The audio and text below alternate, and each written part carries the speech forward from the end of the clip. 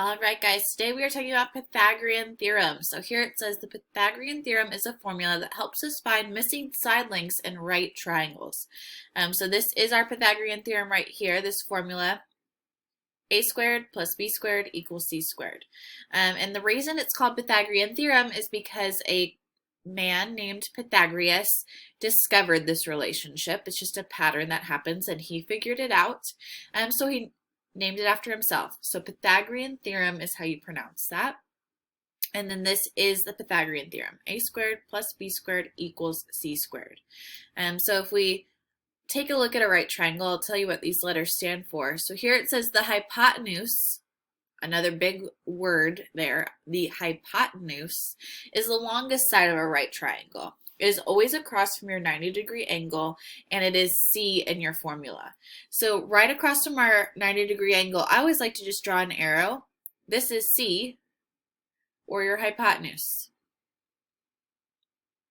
So even if your triangle is turned some kind of funky, weird way, C is always across from the right angle. The other two sides are called your legs, and they can be A or B. I can switch these, and I could have put B here and A here, but A and B are your legs, and they make an L shape. So your right angle, your L shape are your legs here. So we are going to talk about how to find the hypotenuse first, and then we'll do some examples where we're finding a leg. So in this case, I'm missing the hypotenuse. I don't know what C is, but they told me that A and B are 4 and 3. And I'm going to start with my Pythagorean theorem, my A squared plus B squared equals C squared. And most importantly, C cannot be anything other than that side. So in this case, we don't know what it is. I'm going to leave it C, or if you want, you could change it to an X. And then 4 and 3 can be A or B. So I can do 4 squared plus 3 squared, or I could do 3 squared plus 4 squared. The only one that cannot be something different is your hypotenuse. So here then I would have 16 plus 9 equals C squared. 16 plus 9 is 25. And then to get rid of a square, the opposite is to square root. So you'll square root both sides to get C all by itself. And the square root of 25 is 5. So this missing side length is 5. Now, we're also going to tie back in what we were talking about with the real number system and decide if these are rational or irrational. Since this is a whole number and was a perfect square, our final answer is rational. All right, so another example here. Again, I'm missing the hypotenuse. So I'm going to start with my formula, A squared plus B squared equals C squared. And I don't know what C is. So that's the one that's still going to stay a variable. And then I'm going to do 12 squared plus 5 squared equals C squared. But you are allowed to switch A and B. 12 squared is 144. 5 squared is 25. 144 plus 25 is 169. And then to get rid of this exponent of 2, I have to square root on both sides, which will give us 13 equals C.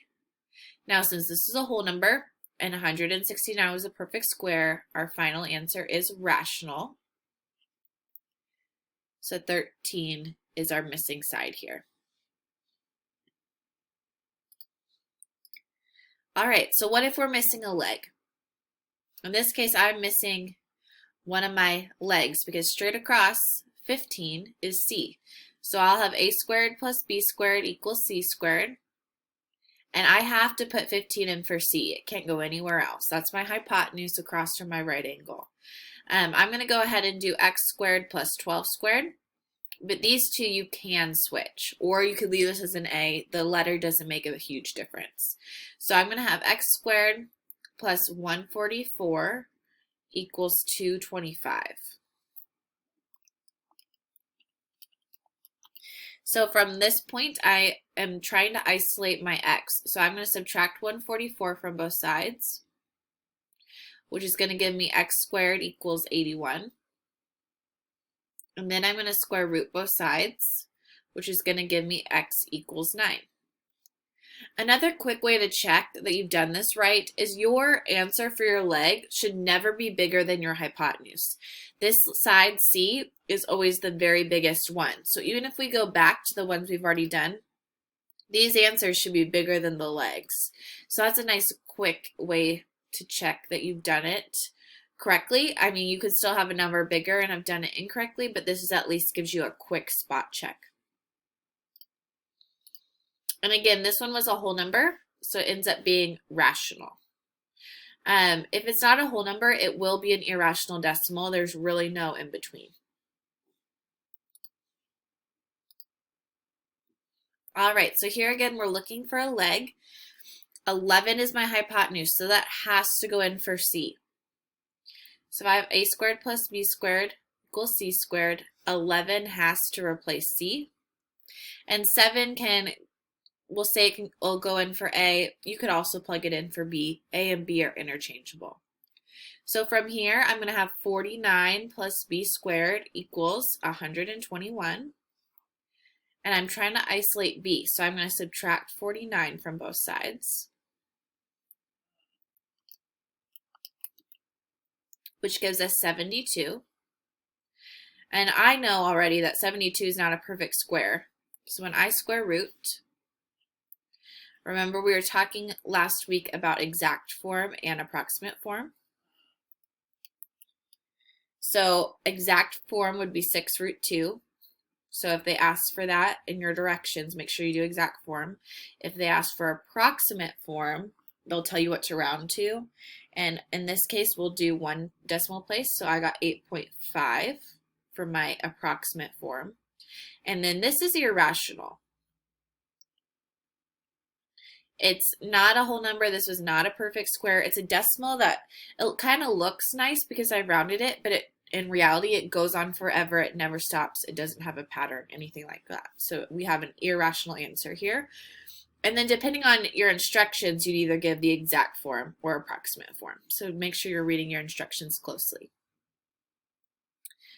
All right, I believe that's it for your notes for today. So now you are working on a Delta Math assignment.